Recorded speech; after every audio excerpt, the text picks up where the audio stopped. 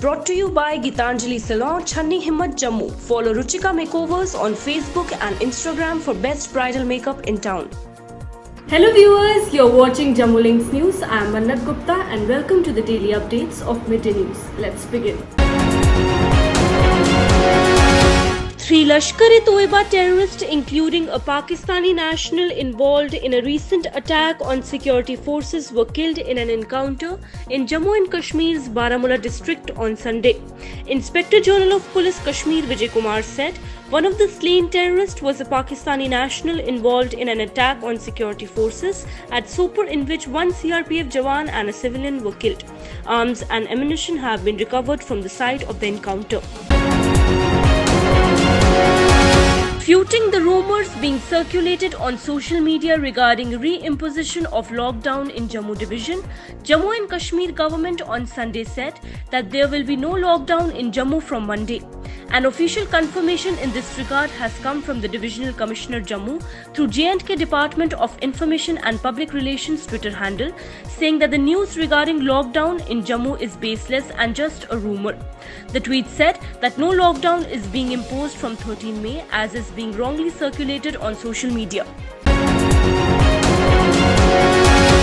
India saw yet another record single-day jump of 28,701 COVID-19 cases, pushing its tally to 8,78,254 on Monday, while the death toll climbed to 23,174, with 500 people succumbing to the infection. The number of recoveries stand at 5,53,470, while there are 3,01,609 active cases of coronavirus infection presently in the country and one person has migrated. This was the 4th consecutive day that COVID-19 cases in the country have increased by more than 26,000. Jammu and Kashmir registered 357 more novel coronavirus cases on Sunday, taking the tally to 10,513, while the toll rose to 179 with 10 more deaths. There are 4,355 active cases of the coronavirus disease and 5,979 people have recovered so far. As many as 295 out of the 357 new COVID-19 cases were from Kashmir, while 62 were from the Jammu region. The total number of fatalities has risen to 179, out of which 162 were from the valley and 17 from Jammu. Union Minister Dr. Jitendra Singh, BJP General Secretary Ram Madhav and Jammu and Kashmir BJP President Ravinder Raina on Sunday met with the family members of former Bandipora BJP Chief Wasim Bari, who was killed in a terrorist attack along with his brother and father. Lieutenant Governor of Jammu and Kashmir Girish Chandra Murmu on Sunday highlighted the strengths and initiatives taken up by the Union Territory government to transform the region into a major investment destination through prioritizing of 14 focus sectors.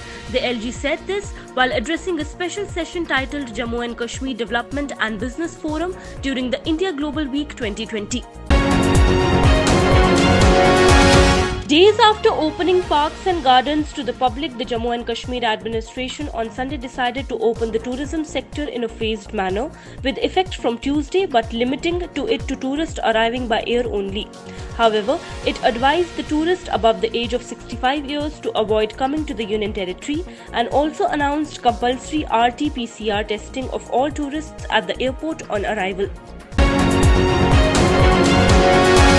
Senior separatist leader Mohammad Ashraf Sehrai, who was tipped to succeed Sayyid Ali Shah Gilani as chairman of the hardline faction of Hurriyat Conference, was on Sunday booked under the stringent Public Safety Act, 3 weeks ahead of the first anniversary of revocation of Jammu and Kashmir's special status. Along with Sehrai, chairman of Muslim League Farooq Ahmad Tawhidi was also slapped with PSA. Union Minister Dr. Jitendra Singh on Sunday directed the administration to take all necessary measures and precautions to curb the spike and spread of COVID-19 in Kashmir division. The Union Minister said this while chairing a meeting convened to review, monitor and evaluate the situation evolved due to spike in COVID-19 cases in Kashmir division. Dr. Jitendra Singh asked the authorities to ensure strict implementation of the lockdown guidelines for the safety of people.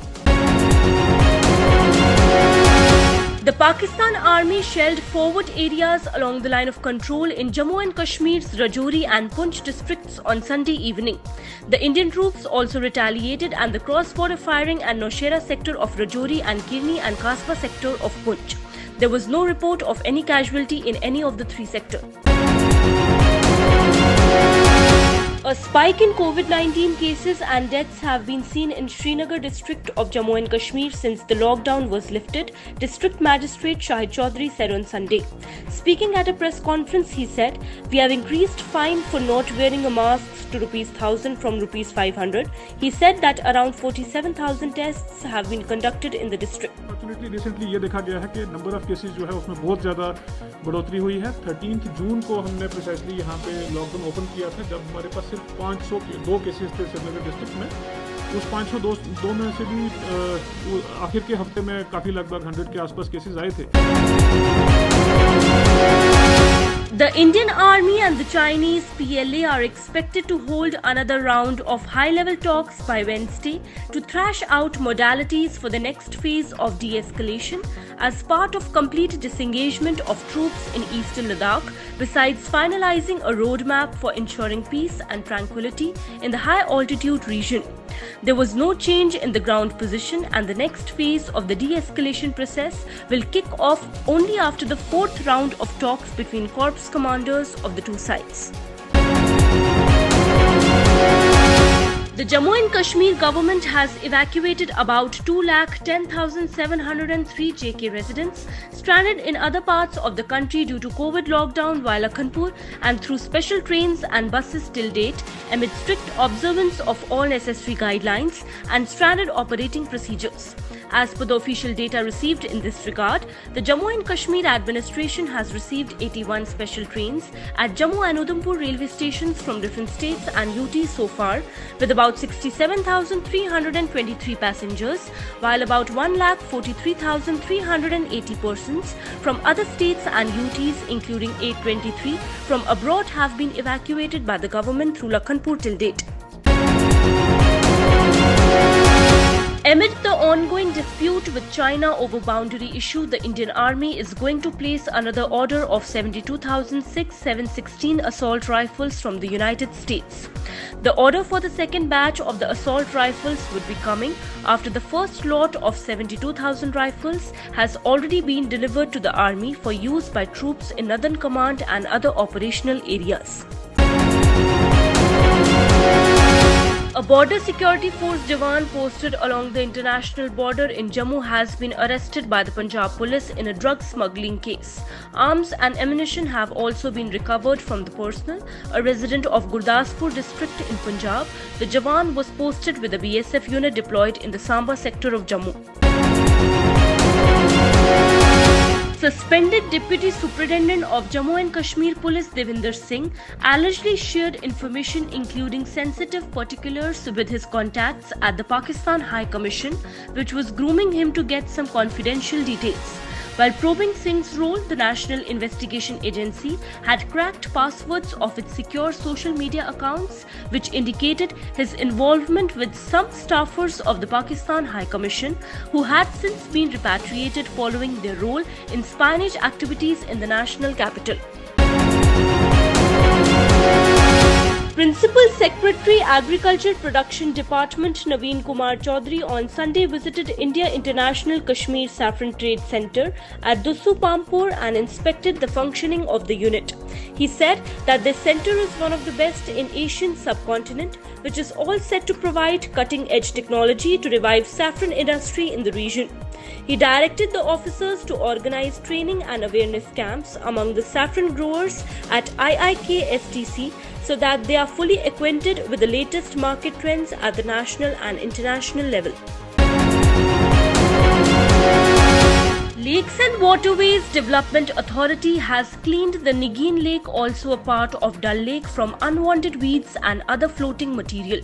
The de-weeding and skimming of Nigeen Lake was taken in hand by Lakes and Waterways Development Authority from 27th of May 2020, and the annual de-weeding and skimming up to 45 meters from the shore of Nigeen Lake was divided into two sections, the eastern side and the western side, to streamline the cleaning process.